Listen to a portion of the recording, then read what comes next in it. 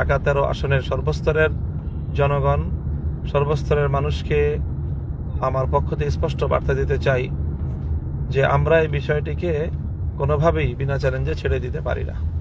এটি আমাদের দেশ, জাতি এবং রাজনীতির যে গণতান্ত্রিক অগ্রযাত্রা, সেটাকে অব্যাহত রাখার স্বার্থেই, নিষ্কলুষ রাখার স্বার্থেই এই বিষয়গুলিকে ইগনোর করা কোনোভাবেই সম্ভব না। কাজে আমরা সর্বোচ্চ পদক্ষেপটাই এক্ষেত্রে আমাদেরকে নিতে হবে। সেজন্য যদি নির্বাচন কমিশন বা সরকার সেই বিষয়ে যথাযথ পদক্ষেপ নিতে ব্যর্থ হয়, তাহলে উদ্ভূত পরিস্থিতির জন্য তারা দায়ী থাকবে। সেই জন্য আমি আমার সকল শুভানুধ্যায়ী কর্মী, সমর্থক সকলের প্রতি উদাত্ত আহ্বান জানাবো যে আপনারা নিজেদেরকে প্রস্তুত রাখুন। যে কোনো পরিস্থিতি আসবে, প্রয়োজনে যদি আমাদেরকে কোনো কঠোর পদক্ষেপের দিকে যেতে হয়, ইনশাল্লাহ আমরা সেই কঠোর পদক্ষেপ নিতেও কুণ্ঠিত হব না। এটা আমাদের প্রত্যয়, এটাই আমাদের মনোভাব। এই মুহূর্তে আমি এতটুকু বলছি যে আমরা এটা নিয়ে চিন্তা করছি এবং ইতিমধ্যে কয়েকটা স্তরে, কয়েক ফোরামে আমরা আলোচনা করে নীতিগত সিদ্ধান্ত নিয়েছি।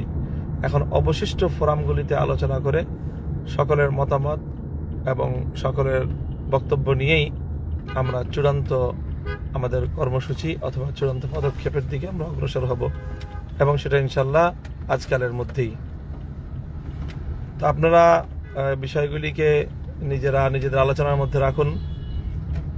যেই পয়েন্টগুলো আমি গতকালকেও বলেছি নির্বাচন কমিশনের গিয়ে মিডিয়ার সামনে, যে একটিতে হলো যে একই ধরনের ব্যালট আমাদের আসনে যেগুলো বাতিল বলে গণ্য হয়েছে ঢাকা 8 আসনে, একই সেম ধরনের বিষয় সেখানে গ্রহণযোগ্য হয়েছে।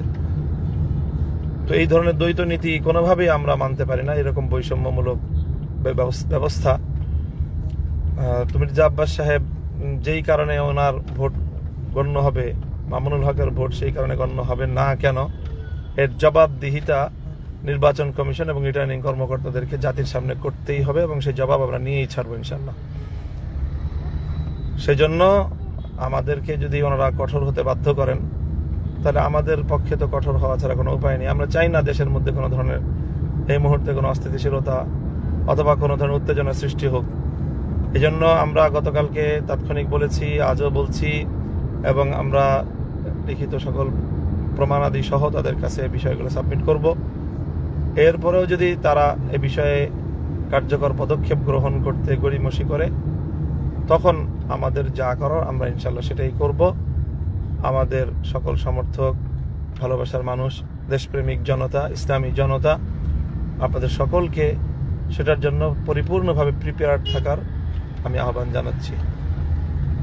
আজকে বক্তব্য পর্যন্ত। আমি আবার পরবর্তী যে আমাদের সিদ্ধান্তটা কি নিলাম, কি ধরনের কর্মসূচি বা কি ধরনের উদ্যোগের চিন্তা করব, সেটা আমি আপনাদের সকলকে জানিয়ে দিব ইনশাল্লাহ। আমি আপনাদের সকলের আন্তরিক শুকরিয়া জ্ঞাপন করছি যে আপনারা যে অভূতপূর্ব সাড়া দিয়েছেন, ভালোবাসা দিয়েছেন। সেই সাথে গতকালকে সন্ত্রাসী হামলায় বেশ কয়েকজন আমাদের নেতাকর্মী আহত হয়েছেন, ইনজুর্ড হয়েছেন। তাদের প্রতি সমবেদনা জ্ঞাপন করছি। তাদের সবাইকে আমি দেখতে গিয়েছিলাম। আল্লাহ যেন তাদের সকলকে সুস্থতা দান করেন, এবং বাংলাদেশটা যেন পেশি শক্তি, আধিপত্যবাদী শক্তি, সন্ত্রাসী গোষ্ঠী এবং সকল ধরনের দুর্নীতি, লুটপাটের হাত থেকে আল্লাহ যেন আমাদের দেশটাকে রক্ষা করেন।